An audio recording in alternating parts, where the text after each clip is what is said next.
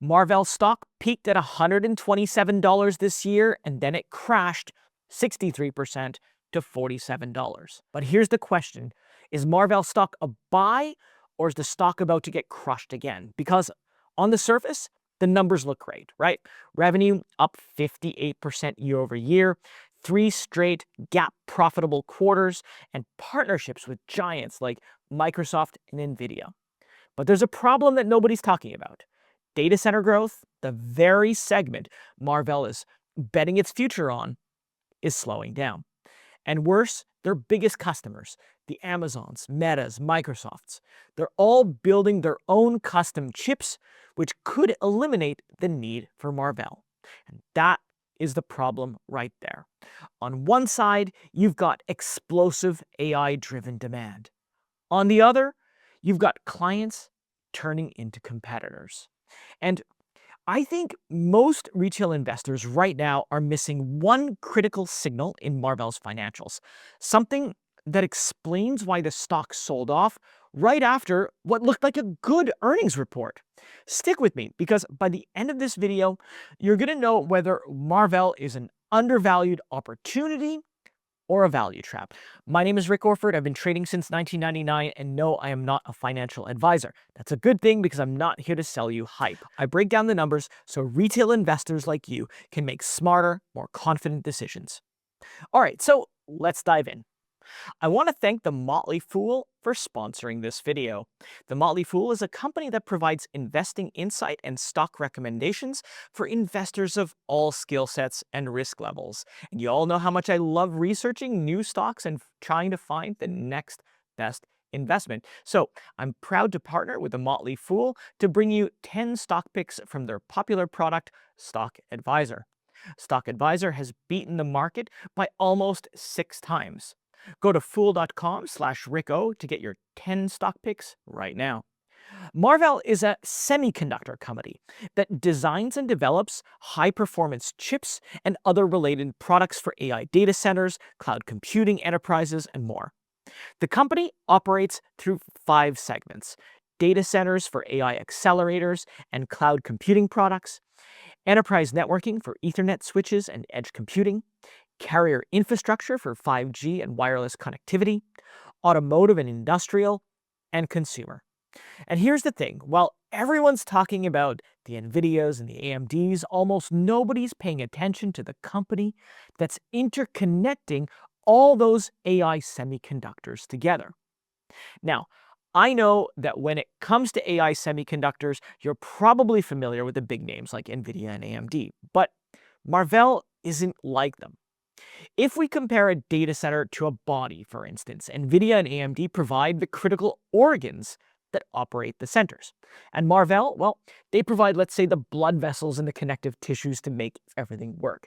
And this, I think, is why some investors sleep on Marvell and similar companies, because they're not as big or frequently featured in the news like Nvidia, but their roles are essential in the AI and cloud ecosystem nonetheless.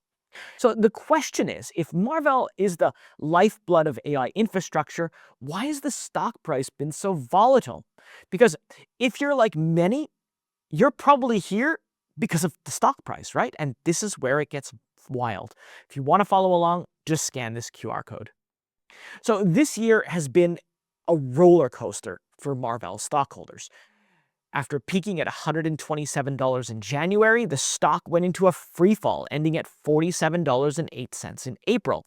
That's a 63% drop in just 4 months. Then, in July, it bounced back hard, trading above $80. And then there's a twist. Just when things started to look good, the story took another sharp turn. On August 28th, the company released its second quarter financials, which I'm going to cover later.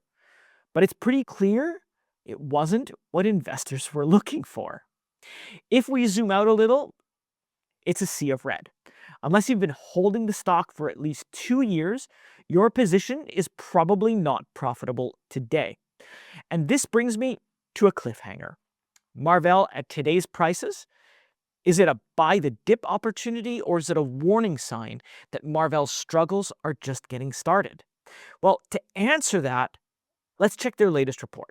Marvell released its second quarter financials for fiscal 2026 back in August, and it actually matched management's guidance. Good thing, right? But remember, management always lays out their goals for the next quarter. And that guidance is exactly what investors watch like hawks. Revenue grew 58% year over year to $2 billion. Diluted net income did a complete 180, swinging from a 22-cent loss last year to a 22-cent profit per share this time around. May not sound like a big deal, but it is, because the second quarter results now mean the company has posted solid profitability for 3 consecutive quarters, and that's on a GAAP basis. And I love GAAP because it tells the whole truth, right? GAAP, or generally accepted accounting principles, mean the numbers follow strict accounting rules. No sneaky adjustments, no cherry picking, no hiding behind one-time charges. Non-GAAP just means the numbers are adjusted based on management's judgment alone. So you could say this: Marvell finally proved that it can make money the right way. Anyway, I did say that Marvell delivered an excellent quarter, and I think they did. And analysts are already expecting next quarter's bottom line to improve significantly year over year. But this is what we've all been asking ourselves. If the quarter was that strong, why did this stock tank right after? Well, first, it was its adjusted earnings per share that missed Wall Street estimates by almost 2%. Then there's the data center revenue. Yes, it grew 69% year over year, but only 3% sequentially. And if you look at the previous quarter, data center sales only grew 5% sequentially, and that's the red flag. Everyone knows AI is the growth engine of tech, but if Marvell's biggest growth driver is slowing down, that's a problem. It also didn't help that the company's guidance for Q3 was all but exciting. They're calling for the same $2.06 billion in revenue, plus or minus 5%. Year over year, revenue should still be up around 32% though. So the story now is this: huge growth on paper, but momentum is stalling where it matters the most, and that's the problem. So what are the factors, though, that could drive Marvell's growth? Because this is where things start to get interesting. Despite the weakness in the last 2 quarters, data centers are still Marvell's biggest opportunity. In fact, the company is doubling down. In Q4, they're even restructuring their reporting into 2 buckets: data center and communication, and other, which will include enterprise networking, carrier infrastructure, consumer, and automotive. And speaking of automotive, Marvell is scaling back. They've completely sold their automotive Ethernet business to Infineon. And that move makes one thing clear. Today, they look like they're all in on data centers. The company is also laser focused on winning the hyperscalers, the sovereign data centers, and emerging markets with custom silicon and high-speed networking tech built for AI workloads. With more countries building their own AI infrastructure, Marvell's position could only get stronger. And another thing about Marvell's products is the customization. Unlike the off-the-shelf chips, Marvell actually works with clients to design silicon tailored to their exact workloads. And judging by the deals that they've landed, it looks like this is paying off. For example, Marvell just expanded collaboration with Microsoft to provide hardware security modules for Azure Cloud HSM. And they're even working with NVIDIA on its new NVLink Fusion platform, combining Marvell's custom silicon and networking expertise with NVIDIA's ultra-fast chip-to-chip interconnect. And that allows cloud providers to pair Marvell's XPUs with NVIDIA's GPUs for maximum performance. So here's the upside. Marvell isn't trying to be NVIDIA. They're building the technology that makes NVIDIA even more powerful.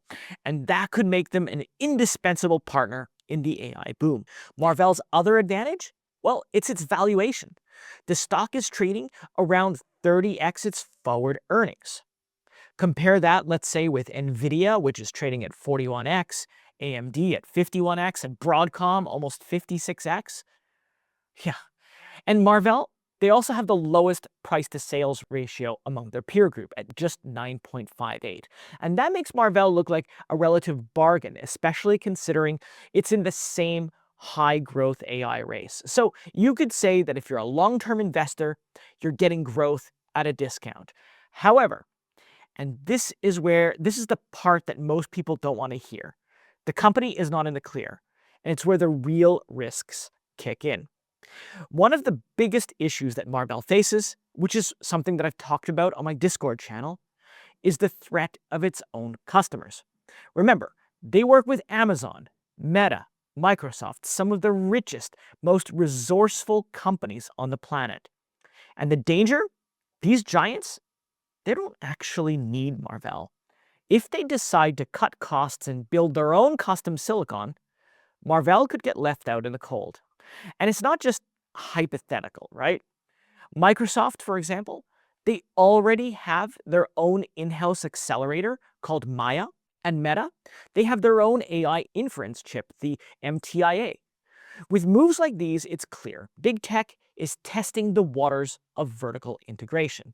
And if they succeed, Marvell's, well, their biggest customers could quickly turn into their biggest competitors. So we're left with a paradox, a company that looks cheap, profitable, and deeply tied to AI, but also potentially one step away from being disrupted by the very clients it serves. So with all that on the table, is Marvell a buy? Well, today Wall Street rates the stock a strong buy. But here's the nuance, right? The average score slipped from 4.52 to 4.41 just in the last month. Why? Because a brand new analyst just stepped in and slapped a strong sell rating on the stock. For investors who believe in Marvell's vision and can stomach the volatility, this may be a chance to get in at a discount. But as for me, I'm going to be watching from the sidelines on this one because sometimes the smartest move isn't to buy or sell, it's to wait until the story plays out. But what about you? Are you bullish on Marvell, or are the risks to their model just too big for you? Let me know in the comments below. And while you're there, if you found this video helpful, do hit those like and subscribe buttons so others will find this video as well. That's it for me today. Thank you so much for watching, and I'll see you next time.